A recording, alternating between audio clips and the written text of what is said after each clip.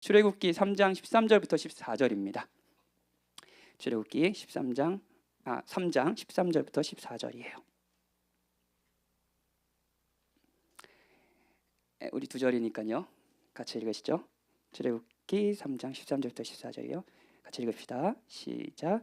모세가 하나님께 아뢰되 내가 이스라엘 자손에게 가서 이르기를 너희의 조상의 하나님이 나를 너희에게 보내셨다 하면 그들이 내게 묻기를 그의 이름이 무엇이냐 하리니 내가 무엇이라고 그들에게 말하리까. 하나님이 모세에게 이르시되 나는 스스로 있는 자이니라. 또 이르시되 너는 이스라엘 자손에게 이같이 이르기를 스스로 있는 자가 나를 너희에게 보내셨다 하라. 말씀 하나만 더 찾아볼까요? 이번엔 사무엘 하입니다. 구약 성경 중에 하나님이 자존하신다라는 것들이 나타나는 본문이 있는데 사무엘 하 7장 5절 7장 5절 한 절과 7장 16절 이렇게 두 절을 읽어봅시다. 사무엘 하 7장 5절 16절이요. 사무엘 하 7장 5절부터 같이 읽어볼까요? 시작. 가서 내 종 다윗에게 말하기를 여호와께서 이와 같이 말씀하시되 네가 나를 위하여 내가 살 집을 건축하겠느냐. 16절 읽읍시다. 16절 시작. 내 집과 내 나라가 내 앞에서 영원히 보존되고 내 왕위가 영원히 견고하리라 하셨다 하라. 아멘. 말씀드린 대로 오늘은 하나님의 성품 중 하나님이 자존하신다라는 부분을 생각해 봤으면 좋겠어요. 그리고 기도하고 싶습니다. 하나님이 자존하신다라는 이 하나님의 성품에 대한 부분들을 여러분은 뭐 기독교 신앙이 있으신 분들은 한 번쯤 들어보셨을 겁니다. 그런데 하나님이 자존하신다? 그렇지. 하나님이 스스로 계시지? 좋아. 근데 그게 그 하나님 자존하신다라는 게 여러분의 일상에 여러분이 직장 생활을 하고 뭐 여러분이 뭐 원하는 것을 뭐 이루려고 하고 하는 여러분의 아주 평범한 일상에 하나님이 자존하신다라는 게 이렇게 좀 깊이 있는 이해와 뭐랄까요 통찰을 주는 방식으로 이해가 되시나요? 그냥 이런 걸 수 있을 것 같아요. 그냥 하나님이 자존하시지. 맞아, 하나님이 하나님이시니까 자존하시지. 성경이 그렇게 가르치지. 그리고 여러분의 일상을 사는 거죠. 그렇죠? 그래서 이제 하나님이 자존하신다는 이 성경의 가르침, 하나님이 어떤 분이시냐 스스로 하나님이 말씀하신 이 말씀이 여러분에게 좀 의미 있게 그 전과는 다르게 좀 의미 있게 들렸으면 좋겠다라는 게 이 설교의 목적입니다. 제가 하나님의 자존하심을 깊이 생각하고 이 성품의 위로를 받아야 된다고 생각한 이유는요. 교회 장소를 알아보려고 이제 돌아다닐 때였어요. 제가 원래 좀 엄살이 심한 분이니까 그리고 또 이런 교회 장소를 막 구하는 너무 어려워요. 막 이러니까 여러분도 기도하시고 하시겠죠. 그리고 이렇게 구하는 모든 그 과정의 어려움이 이제 그때마다 이거 어떻게 설교하지 이런 생각이 들거든요. 병이에요. 그래서 이렇게 알아보러 다닐 때였어요. 집을 찾고 있는 거예요. 집이죠. 우리가 함께 보낼 집이요. 필요가 있는 거예요. 집이라는 필요. 이제 재적 인원만 570명인 우리 예배 인원이 한 400명 규모가 되는 이 시광교회가 같이 예배드릴 수 있는 집을 찾고 있는 거예요. 다양한 필요가 있었습니다. 일단 500명 규모가 되는 교회의 필요가 진짜 많아요. 한 곳에서 모일 수 있는 공간이 필요하죠. 지금 막 예배를 못 드려서 다른 부속 공간에서 막 예배를 화면으로 보시잖아요. 너무 불편하시죠? 그런 공간을 좀 해결해야 될 것 같고, 그리고 뭐 교통도 좀 편해야 될 거고, 우리가 도시선교라는 우리 교회의 비전과 목적을 위해서는 또 서울이라는 도시와 또 멀리 떨어져서는 안 되고요. 그리고 주차도 지금 주차가 어려웠죠. 그래서 주차 문제도 좀 해결해야 되고, 그 교육부서 시설도 좀 있어야 되고, 주변 식당이 많이 없어요. 거의 성과 같은 곳이라면 여러분 뭐 밥 먹고 맨날 주일마다 금식할 수 없잖아요. 그렇죠? 그러니까 식당도 좀 있고 카페도 좀 있어야 되고, 그 거기에 예배 공간뿐만 아니라 저희들 뭐 소그룹 전 많습니까? 온유 화이팅? 온유 예배 막 여러분들 모이시잖아요. 막 모여서 교회 공간 다 사용하시잖아요. 그런 부속 공간들도 필요하고, 그리고 소음 때문에 이웃에게 피해도 주지 말아야 되고, 거기다가 저희는 올해 태어난 아이가 작년부에 12명이 넘어요. 그러니까 올해 굉장하죠? 저희는 출산으로 부흥을 이루려고 하는 작년부입니다. 예, 그리고 이제 잠옷 시설도 좀 잠옷 여러분도 이제 여기 청년부들이 대부분이지만 여러분도 이제 곧 다가올 어려움일 텐데, 그러니까 아이를 막 키우고 아이를 그 어린 아이를 돌보면서 예배 드리는 게 참 힘들어요. 근데 그 시기가 항상 신앙의 좀 침체기에 빠지긴 하는데, 그 시기에 어찌됐든 우리 교회가 최선을 다해서 우리 자모들과 그 아빠들이 잘 예배를 드릴 수 있도록 도와야 되잖아요. 그런 공간도 좀 필요하고요. 거기다가 이제 제일 중요한 건데, 돈이 없으니까 저렴해야 돼요. 필요가 진짜 많죠. 필요가 많아요.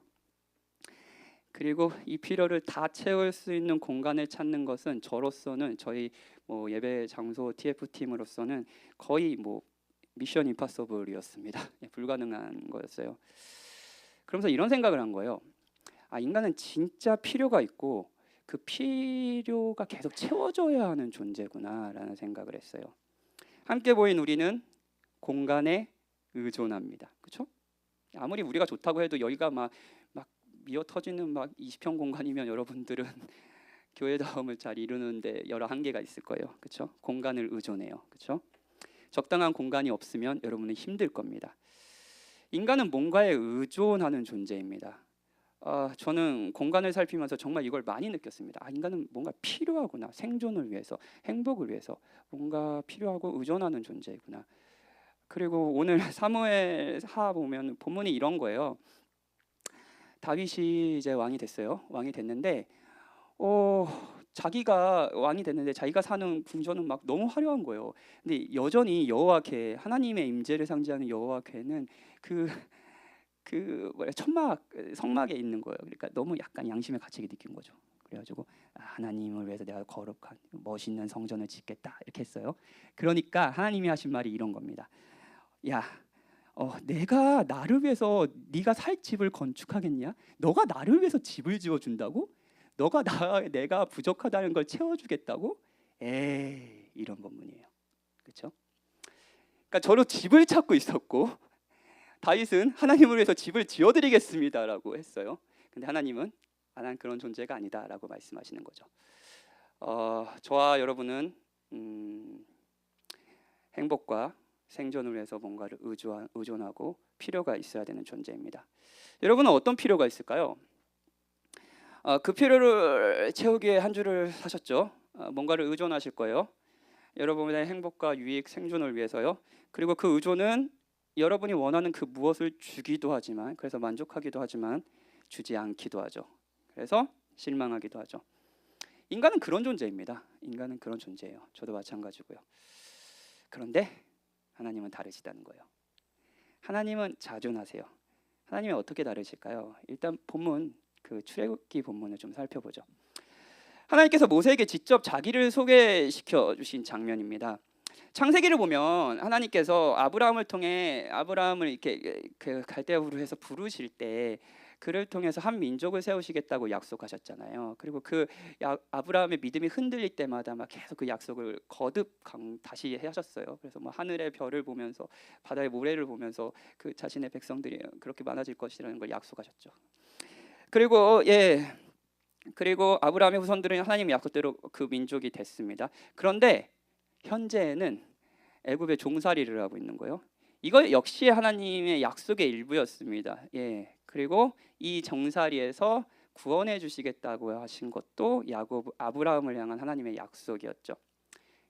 이런 약속 중에 이스라엘 백성은 여전히 하나님의 약속을 기억했는지 모르겠지만 그냥 애굽에서 너무 고통스럽게 살고 있어요. 한 민족을 잃었지만. 근데 그때 모세가 태어납니다. 하나님의 섭리 가운데 이제 모세는 바로의 딸이 그를 양자로 삼고요, 왕궁에서 키웁니다. 모세가 성인이 되었을 때, 근데 이제 자신이 이제 유대인이라는 자신의 혈통을 알고 있었던 거예요. 근데 그래서 자신의 동족이 막 그 애굽의 관료들한테 막 그 괴롭힘을 당하고 있으니까 그 동족을 지키기 위해 애굽인을 죽입니다. 죽인 다음에 미디안 땅으로 피신합니다. 자, 모세 어떤 사람이냐면 그 한 사람을 살리기 위해서 죽였지만 그것도 감당하지 못해서 도망가야 되는 그런 존재인 거예요. 그리고 이제 미디안 땅으로 피신하는데, 오늘 본문에서 그런 모세에게, 그런 단 한 사람도 구원할 수 없는 그 모세에게 하나님이 호렙산에서 나타나시는 거죠. 그러면서 하나님이 하신 약속은 기가 막힌 약속이었습니다. 야, 아브라함에게 하신 그 약속 있지? 너희들을 구원한다는 그 약속 있잖아. 너희가 까먹었어도 그 약속 있잖아. 그 약속 내가 지킬 거야. 너를 통해서 지킬 거야 라고 얘기하시는 거예요. 모세가 어땠을까요? 자기는 그 젊었을 때, 이제 또 노인이 됐어요. 젊었을 때 그 한 명 자기의 동족 살리려고 이렇게 사람 죽였다가 지금 쫓기는 그런 신세인데, 자기를 통해 막 이스라엘 백성을 구원하고 막 지금 바로 무서워서 도망가 있는데, 그 바로로부터 막 이걸 한다는 거예요. 믿겨지겠어요? 당연히 겁이 났겠죠. 한 사람도 살리지 못한 사람이, 그런데 한 민족을 살리라고 그러는 거예요. 두렵겠죠? 그러니까 두려워서 이렇게 묻습니다. 하나님, 제가 알겠어요. 근데 누가 보냈냐고. 그러면 뭐라고 대답해야 돼요? 너의 조상의 하나님이 나를 보냈다고 해라 라고 얘기해요. 그러면 이제 모세 입장에서 이런 생각이 드는 거죠. 아니, 하나님이 보냈다고 하면 그들이 믿겠어요? 그분이 그분의 이름이 뭐냐라고 답하면은 저는 뭐라고 답해야 돼요?라고 물은 거예요. 그러니까 하나님이 아주 유명한 말씀하세요. 자신을 소개하는 거죠. 그게 뭐냐면 나는 스스로 있는 자니라예요. 나는 스스로 있는 자니라. 하나님의 자기소개예요. 하나님은 자신을 설명할 수 있는 개념으로 바로 이것을 선택하셨어요. 스스로 있는 자. 원문의 의미를 잘 살려서 번역하면 나는 나다예요. 나는 나야. 잘 이해가 되지 않는 개념인데, 다시 한번 아까 처음에 얘기했듯이 인간과 비교하면서 이해하면은 하나님이 자존하신다라는 것을 잘 알 수 있을 겁니다. 자, 저는 박현진입니다. 그렇죠? 제 이름을 모르시는 분 기억해 주세요. 저는 박현진이고 작년부를 목회하고 있습니다. 그런데 제가 존재하려면 필요한 것이 여러 가지 있습니다. 뭐가 있을까요? 일단 여기에서 살려면 지금 당장 이 공간에 산소가 있어야겠죠? 산소가 없으면 저는 숨을 못 쉴 거예요. 저는 산소를 의존해서 생존합니다. 그렇죠? 그리고 먹을 것을 그렇게 좋아하진 않지만 먹고 살려고 그래도 먹겠죠. 먹는 것이 없다면 저는 저의 생명과 이런 것도 유지하지 못할 겁니다. 그렇죠? 잠잘 것도 필요하고요, 옷도 필요하고요, 이 모든 것을 살 수 있는 돈도 필요합니다. 다 제가 존재하는데 필요한 것이죠. 물질뿐만 아니라 관계도 필요해요. 사랑하는 사람이 필요하죠. 지지해주는 사람도 필요하고요. 또 뭐가 필요할까요? 저는 이제 저와 여러분은 교회가 필요합니다. 그렇죠? 그리스도를 믿는 신앙인으로서 살기 위해서 서로가 필요한 거예요. 자, 우리는 스스로 존재하지 못해요. 존재를 위해서 뭔가를 의존하죠. 조금 더 생각해 볼까요? 여러분, 언제 행복하십니까? 그 행복은 뭔가에 의존하고 있어요. 여러분 마음속에 지금 막 이제 봄이 찾아왔다면 그녀가 여러분을 사랑하면 행복하실 것 같죠? 그러면 그 행복은 그냥 그녀에게 의존하고 있는 거예요. 그 녀석에게 의존하고 있는 거죠. 저는 이제 저의 행복에 있어서 여러분을 의존하고 있습니다. 왜냐하면 여러분이 저를 사랑하고 저도 여러분을 사랑하고 금요기도의 시간을 사랑하고 같이 기도 열심히 하고 막 서로 목양의 관계 가운데 행복하고, 그러면은 그 관심과 애정을 갖고 있을 때 행복하거든요. 여러분이 저를 결정하는 거예요. 사랑해 주세요. 아무튼 우리가 언제 행복한지를 보면 그 행복 역시 뭔가 의존하고 있다는 것을 알게 됩니다. 그렇죠? 인간은 스스로 행복할 수 없는 존재입니다. 누군가 저도 이제 아이를 7살, 5살 아이를 키우고 그러면서 이제 그런 질문할 때가 있어요. 두 아들을 키우시는데 참 고생이 많습니다. 왜 이 말부터 하는지 모르겠는데 항상 그 말을 하면서 이렇게 얘기를 해요. 어떻게 아이를 키우는데 제일 뭘까요? 목표 이런 게 뭐예요? 그러면 막 거룩한 척하면서 막 이렇게 얘기를 하죠. 근데 예전에 이런 얘기를 했어요. 저는 교육 목표로 독립이라는 걸 생각했습니다. 독립. 그러니까 지금은 부모에게 의존할 수밖에 없지만 이제 제가 없어도 스스로 생각하고 스스로 생존하고 스스로 자신의 행복을 찾고 있는 아이, 자립심이 있는 아이로 키워야겠다라고 생각을 했던 것 같아요. 지금 7살인데 빨리 자립했으면 좋겠어요. 독립적인 아이였으면 좋겠어요. 그런데 이 목표에도 함정이 있습니다. 인간은 독립적일 수가 없어요. 아무리 자립심이 많은 사람이라도 뭔가를 의존하고 있을 겁니다. 존재하기 위해, 행복하기 위해. 인간에게는 완전한 독립이란 없습니다. 완전한 홀로서기도 없어요. 여러분이 나름대로 나는 되게 독립적인 사람이야 라고 생각하는 하더라도 여러분은 뭔가를 의존할 거예요. 이것이 우리와 하나님이 다른 부분입니다.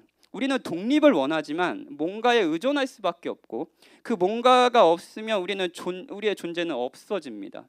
하지만 하나님은 어떤 것에도 의존하지 않으세요. 그분은 존재하기 위해 뭔가가 필요한 분이 아니십니다. 그렇다면 하나님이 아니시겠죠. 사도행전 17장에서 바울이 아테네에서 전도를 했습니다. 그때 이제 아테네는 지금도 그렇지만 그 당시에도 종교와 철학의 중심지였어요. 그거에서 변증을 하는데 이런 말을 합니다. 사도행전 17장 25절 한번 들어보세요. 우주와 그 가운데 있는 만유를 지으신 신께서는 천지의 주제시니 손으로 지은 전에 계시지 아니하시고 또 무엇이 전에 계시지 않는데요. 아까 다윗에게 했던 말 기억나시죠? 또 무엇이 부족한 것처럼 사람의 손으로 섬김을 받는 것이 아니시니 이는 만민에게 생명과 호흡과 만물을 친히 주시는 자시니라. 이 말을 들은 당시 그리스인 사람들은 굉장히 놀랐을 겁니다. 그들이 가지고 있는 신에 대한 개념이 완전히 달랐거든요. 고대 그리스 로마 신화에서는 신이 인간을 왜 창조했는지에 대한 내용이 있습니다. 프로메테우스라는 티탄 신족이 인간을 창조하는데요. 그 이유가 뭐냐면요, 신들을 대신해서 노동을 해줄 종을 만들기 위해서예요. 신이 필요가 있는 존재예요. 그렇죠? 얘네들의 노동과 일을 통해서 나의 생존을 위해서 신이 인간을 만든 거죠. 그 필요를 채우기 위해 사람을 만든 거예요. 로마의 신은 사람의 손으로 섬김을 받기 위해, 그래서 자신의 필요를 채우기 위해 인간을 만들었습니다. 그런데 바울은 정말 살아계시는 하나님은 그런 분이 아니라고 말하는 거예요. 또 무엇이 부족한 것처럼 사람의 손으로 섬김을 받으시는 것이 아니니, 그러면서 오히려 하나님은 사람들의 섬김으로 행복한 분이 아니시라 베푸시는 분이라고 이야기합니다. 만민에게 생명과 호흡과 만물을 친히 주시는 이십니다. 이 말이 하나님이 자존하신다, 하나님께서 자신을 소개한 스스로 있는 자라는 의미입니다. 하나님께서 존재하실 때 그분의 존재 자체가 워낙 충만하고 완전하기에 누구로부터 도움을 받거나 누구로부터 섬김을 받기 위해 창조하신 것이 아니에요. 하나님은 박현진의 도움이 필요 없으십니다. 하나님께서 이 세상 만물을 창조하신 것은 그분 안에 흘러넘치는 능력과 지혜와 영광이 터져나온 것입니다. 무언가 부족해서 그것을 채우기 위함이 아닙니다. 하나님은 우리와 같이 좋은 장소가 필요하지 않으십니다. 우리는 필요하죠. 하나님은 저와 같이 좋은 장소를 필요해서 찾으려고 찾아 나서시는 분이 아니십니다. 하나님은 저와 다르세요. 하나님은 홀로 온전히 만족하시는 분, 유일하게 독립적이신 분이십니다. 하나님이 유일하게 독립적인 분, 자존하는 분이라는 개념은 존재하는 모든 것이 하나님께 의존해야 한다는 개념으로 이어집니다. 제가 존재하는 이유가 산소가 있기 때문이라고 했죠. 그리고 필요한 것이 있기 때문이고 가족이 있고 성도들이 있기 때문이죠. 그런데 무엇보다도 저를 이 자리에 존재하게 하시는 하나님의 결정이 있기 때문입니다. 그렇죠? 이걸 우리는 어려운 이유로 하나님의 주권이라고 말하기도 하고요. 하나님의 결정이 없었다면 저는 존재하지도 하지 않았을 것이고, 하나님의 결정이 없었다면 저는 목사가 되지도 않았을 겁니다. 여러분을 만나지도 않았겠고 지금 이 자리에서 설교를 하고 있지도 않겠죠. 그리고 존재하는 모든 것은 저뿐만 아니라 여러분도 존재하게 하시니 만드신 이에 의존되어 있는 거죠. 여러분이 알든 모르든 여러분을 만드신 분, 여러분의 이유이신 그 하나님에 의존하고 있는 거죠.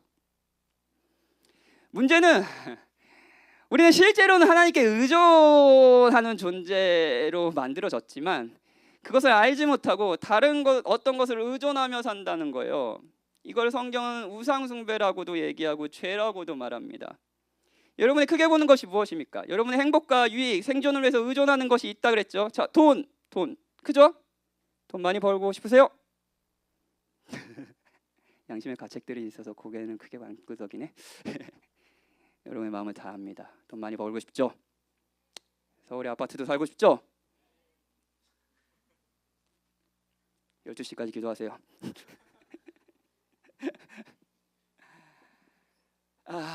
돈 크죠? 돈 커요. 그리고 나이가 들면서 돈이 가지고 있는 힘과 능력을 점점 체감하는 것 같아요. 청년 때는 좀 자신이 있었습니다. 가난해도 그냥 살지 뭐. 가난이 나의 행복을 좌우하지 않아. 돈이 없는 건 불행한 것이 아니라 불편한 거야. 막 이런 얘기를 했는데 불편하면 불행하게 되더라고요. 그래서 돈이 중요하구나 이런 생각을 하는데 돈은 크죠. 근데 자존하지는 않습니다. 하나님은 아니에요. 돈은 그것을 가지고 있는 인간, 그것을 사랑하는 인간, 그것을 신처럼 받드는 인간에게 의존하고 있어요. 그리고 그런 의존하는 인간에게 힘을 발휘하죠. 자녀, 여기에는 장년부들이 아마 그 방송으로 듣는 장년들이 있을 텐데 자녀들 크죠? 저 7살, 5살 난 박이연이 지난주에 저기 그 사무실에서 예배를 드렸는데 아빠는 왜 설교할 때 형만 얘기해? 그래가지고 아빠는 나 싫어하나 봐. 그래가지고 제가 이런 것까지 신경 쓰면서 설교를 해야 되는구나 이런 생각을 좀 잠깐 했는데 박이연 자녀 크죠? 크죠. 그 둘째 감정이입하지 마세요. 둘째들 저에게도 큽니다. 진짜 커요. 잘 키우고 싶고 그 아이들이 행복한 거를 보고 싶습니다. 그리고 저의 행복을 위해 그 아이들을 의존하는 것도 있습니다. 근데 이거 얼마나 위험한지 아세요? 자녀 역시 행복을 위해 부모들을 의존하니까요. 의존적인 두 존재가 서로를 의존하며 행복을 바라는 것, 그것이 부모와 자녀 관계가 되게 항상 문제가 생기는 이유입니다. 여러분이 만약 행복을 위해 결혼을 의지하고 있다면 그 결혼은 절대 여러분이 원하는 그것을 줄 수 없을 겁니다. 결혼, 여러분이 사랑을 받으려고 하는 존재 역시 여러분을 의존하고 있기 때문이에요. 서로는 서로를 보면서 계속 더 달라고, 내가 너를 위해서 행복하려고 했는데 너를 위해서 행복할 수 없다고 라고 이야기를 할 겁니다. 왜냐고요? 둘 다 자존하는 존재가 아니니까요. 둘 다 서로를 통해 생존을 얻고 싶은 사람들이니까요. 근데 그것을 줄 수 있나요, 여러분이? 누군가의 생존을요? 여러분이 여러분의 행복을 위해 의존하는 것이 무엇이든 그것 역시 의존적입니다. 여러분이 그 대상의 사랑을 구걸하듯 그 대상도 여러분의 사랑, 섬김을 구걸합니다. 세상에서 만든 모든 신은 그렇습니다. 신은 여러분이 필요하고요. 여러분은 그 필요를 채워줘야 합니다. 그리고 그 만든 신은 끊임없이 여러분들의 헌신을 요구하죠. 하지만 하나님은 다르십니다. 시편 50편에 보면 이런 내용이 있어요. 12절 13절을 제가 읽어드릴게요. 내가 가령 줄여도 내게 이르지 아니할 것은 세계와 거기에 충만한 것이 내 것이미로다. 내가 수소의 고기를 먹으며 염소의 피를 마시겠느냐? 마시겠다는 거예요? 안 마시겠다는 거예요? 필요 없다는 겁니다. 이스라엘 백성이 제사를 드리는데 제사를 자기의 것을 하나님께 올려드리는 것이라고 오해했습니다. 하나님께 필요한 것이 있고 그 필요를 자신의 것을 드림으로 채우려고 했던 것이 제사였습니다. 이스라엘 백성에게요. 마치 다윗이 하나님이 저기 어떻게 그 초라한 성막에서 하나님을 위해서 내가 뭔가를 해야겠다, 성전을 지어드려야겠다, 내가 섬김을 해드려야겠다라고 생각했듯이요. 사실 모든 신이 그렇거든요. 그런데 하나님은 그렇지 않다고 말씀하시는 거예요. 모든 것이 하나님의 것이겠느냐? 하나님이 부족함이 없습니다. 하나님은 부족함을 채우려고 제사를 바라는 것이 아닙니다. 하나님은 부족함을 채우려고 여러분을 원하는 것도 아닙니다. 우리는 행복해지려면 뭔가를 얻어야 합니다. 그리고 그것을 잃으면 불행해지겠죠. 우리는 의존적이집니다.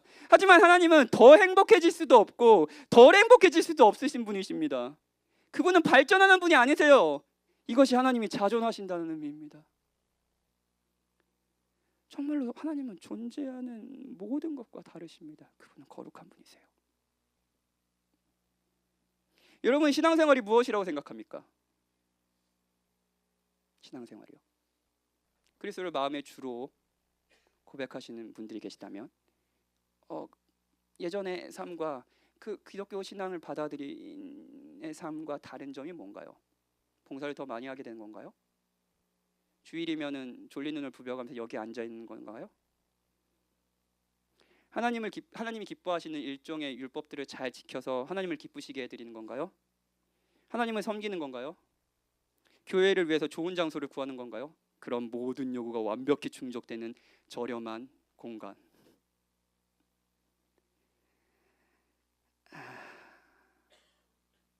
이건 신앙의 본질이 아닙니다. 신앙의 본질은 예수님께서 마가복음 10장 40절에서 이런 말씀을 하세요. 인자가 온 것은 섬김을 받으려 함이 아니라 도리어 섬기려 하고 자기 목숨을 많은 사람의 대속물로 주려 함이니라. 누군가의 섬김을 받아서 완벽해지는 분이 아니라 이미 완벽하신 분이 어떤 대상에게 자신의 것을 친히 베풀고 섬기신대요.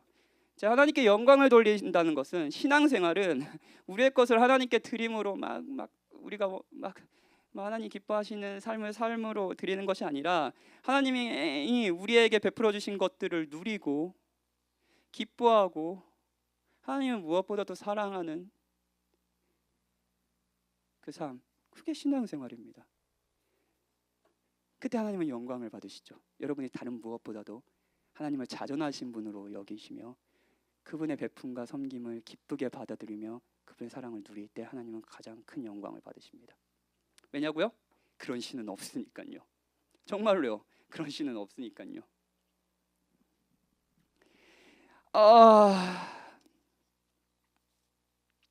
그것이 오늘 모세와 하나님의 대화가 나온 그 본문에서 나타납니다. 하나님은 자존하신다라는 개념이 철학적이고 너무 어려워지신가요? 여러분의 삶과 크게 관련이 없는 것 같은가요? 아니에요. 하나님은 정말 자존하신다는 이 개념은 여러분들에게 필요합니다. 저에게도 필요해요. 장소를 구하는 저에게도 필요하고, 목회를 하는 저에게도, 여러분 가정을 꾸리고 직장 생활을 하고 여러분의 일상을 열심히 살아가는 여러분에게 정말 절실하게 필요한 하나님에 대한 이해입니다. 오늘 보면 다시 한번 볼게요. 모세는 위대한 사람이에요. 우리 중 누구도 모세와 비교할 수 없어요. 탁월한 리더예요. 민수기 성경에서 모세는 온유함이 지면의 모든 사람보다 더하더라고 평가합니다. 정말 탁월한 사람이었어요. 멋지죠? 좋아요. 그런데 이 모세도 톱니적인 존재는 아니었어요. 동족 중 한 사람을 구하기 위해 애굽 사람을 죽였지만 결국 도망가야 하는 존재, 이런 존재예요. 그런데 이 모세에게 하나님이 나타나셨어요. 그리고 모세를 통해 이스라엘 백성을 구원하시겠다고 약속하셨어요. 모세는 겁이 났습니다. 내가 어떻게 저 동족 한 사람도 구하지 못해서 지금 몇십 년째 도망가서 여기 사막에 혼자 있는데, 광야에 혼자 있는데. 모세는 그 일을 자신이 할 수 없다는 것을 알았어요. 자존하는 존재가 아니니까요. 그래서 자신의 생명과 사랑하는 이들의 생명과 구원을 위해 의존할 수밖에 없는 이 존재는 당신이 누구라고 말해야 됩니까? 라고 묻습니다. 당신은 누구십니까? 라고 묻자 그러자 하나님이 나는 스스로 있는 자다 라고 답하시죠. 이렇게 말씀하시는 거예요. 나는 너와 다르다. 나는 너가 두려워하는 애국 왕과도 다르다. 너도 존재하는 모든 것도 의존적이지만 나는 의존적이지 않다. 너는 구원을 위해 내가 필요한 존재지만 나는 더 나은 것을 위해 너가 필요한 존재가 아니다. 나는 내가 계획한 이 구원을 위해 너를 의존하지 않는다. 어떤 것도 나의 계획에 방해가 되지 못한다. 나는 이룰 것이다. 그런 존재가 이스라엘을 구원하기 원한다고 말해라. 그런 존재가 너를 보냈다고 말해라. 의존하는 모세에게, 의존할 수밖에 없는 모세에게 자존하신 하나님이 찾아오셨어요. 그리고 모세와 그의 백성을 구원하시죠. 모세에게 하신 이 말씀은 바로 지금 여러분과 저에게 하는 말씀 아닙니까? 여러분이 행복과 생존, 존재를 위해 뭔가를 의존하고 있다면 누구나 그렇죠? 의존하는 존재가 있을 거예요. 근데 그 존재도, 그 어떤 신도 섬김을 받으려 온 것이 아니라 섬기러 왔다고 이야기하지 않습니다. 그런데 두려워하는 모세에게 하나님은 자신을 소개하면서 이렇게 이야기하시는 겁니다. 너가 나를 위해서 뭔가를 하는 것이 아니다. 내가 너를 위해서 뭔가를 할 것이다. 너가 나를 섬기는 것이 아니다. 내가 너를 섬길 것이다. 나는 자존하는 하나님입니다.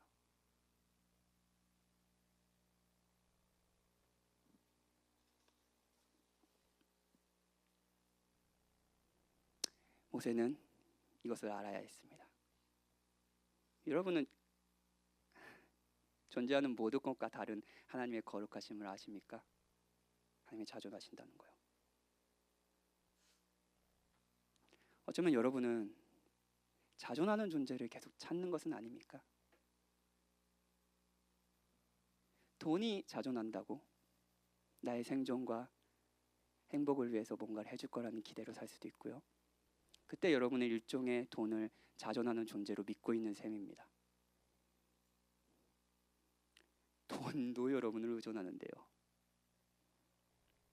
여러분이 그 생명이 없는 의인화 생명 없는 돈에게 의인화된 개념이지만, 여러분이 돈을 무시하면 그건 그냥 요즘에 종이로 갖고 다니지 않지만 그냥 플라스틱 카드에 불과합니다. 여러분이 그거에만 쩔쩔매야죠. 그렇죠? 그때 돈은 힘이 생기는데요. 또 뭔가를 여러분은 자존한다라고 믿고 계십니까? 여러분, 자존하는 존재는 없어요. 그리고 우리는 하나님이 자존하신다라는 것을 무엇보다도 그분의 참 형상이신, 그분의 본체이신, 하나님의 본체시만 자신을 비워 종의 형체, 종의 본체를 가지신 그리스도를 통해 알 수 있어요. 인자가 온 것은 섬김을 받으려 온 것이 아니라 섬기려 왔다라고 자신을 대성물로 주려고 왔다고 하신 그 예수님이 이 땅에 오신 것은, 우리와 같은 인간이 되신 것은 섬김을 받으려 함이 아니라 우리의 것을 하나님께 드리게 하기 위해서가 아니라 우리의 것을 이렇게 우리 헌신과 이런 것을 하는 게 아니라 자신의 필요를 채우기 위함이 아니라 도리어 섬기려 하고, 이미 온전히 만족스러운 부족함이 없으신 분이 그 온전함을 자기 백성에게 친히 베풀어 주시기를 바랬습니다. 진짜예요, 진짜예요. 그리고 섬기기 위해 하신 일은 자기 목숨을 많은 사람의 대속물로 준 거죠. 사랑하는 여러분, 요한복음 4장에 보면 의존하는 여인이 있습니다. 이 의존하는 여인은 사마리아 여인이라고 불리는데, 이 여인은 자신의 존재와 행복을 위해 남자를 의존했습니다. 그렇죠? 5명의 남자를 만났죠. 일종의 사마리아 여인은 그 남자들이 자신의 자존하는 존재라고 믿었습니다. 나의 행복과 유익을 완전히 채워줄 거라고요. 아니요. 이 여인은 만족할 수 없었습니다. 계속 목말랐죠. 여러분도 그러십니까? 그런데 이 여인을 예수님께서 만나셨습니다. 그리고 이 여인에게, 이 목마른 여인에게, 이 자존하는 존재를 찾아 나서면서 방황하는 이 여인에게 예수님이 이런 얘기를 하십니다. 이 물을 마시는 자마다 다시 목마리려니와 내가 주는 물을 마시는 자는 영원히 목마르지 아니하리니 내가 주는 물은 그 속에서 영생하도록 솟아나는 샘물이 되리라. 사람은 생존을 위해 물을 의존합니다. 그런데 물을 마셔도 또 목이 마르죠. 그리고 우리는 계속해서 존재를 위해 물을 마셔야 합니다. 하지만 예수님께서는 자신이 우리의 영구한 목마른 의존적인 우리가 만족할 수 있는 물이 자신이라고 말씀하십니다. 자존하시는 하나님, 스스로 있는 분, 친히 우리에게 베푸시는 완벽한 분을 만나고 그분을 의존하면 이제 만족할 수 있다고 말합니다. 여러분이 이 그리스도를 만나셨습니까? 사마리아인은 이 그리스도를 만났습니다. 여러분의 갈증이 해소되셨습니까? 여러분은 이제 정말 여러분이 그토록 찾아 헤매던 자존하는 존재를 만났습니까? 아니면 여전히 여러분을 만족하게 할 수 없는 것들을 의존하며 살고 있습니까? 오직 하나님만 자존하십니다. 그리고 이분만 우리를 만족해 하실 수 있는 분이십니다. 그리고 이 자존하시는 분은 의존하는 우리에게 찾아오십니다. 모세에게 찾아가셨던 그분이, 사마리 여인에 찾아가셨던 그분이 지금 이 기도 시간 여러분을 찾아가실 거예요. 이것이 그리스도가 이 땅에 오신 이유니까요. 이 섬김을 받으십시오. 금요 기도에는 여러분이 하나님을 위해서 뭔가를 섬기는 날이 아니라 하나님의 이 풍성하고 은혜로운 섬김을 받아 누리는 시간입니다. 이 기쁨에 참여하십시오. 이 섬김에 참여하십시오. 자존하신 하나님에서 만족을 누리십시오. 정말 자존하는 분이 여러분의 하나님입니다. 같이 찬양하고 기도합시다.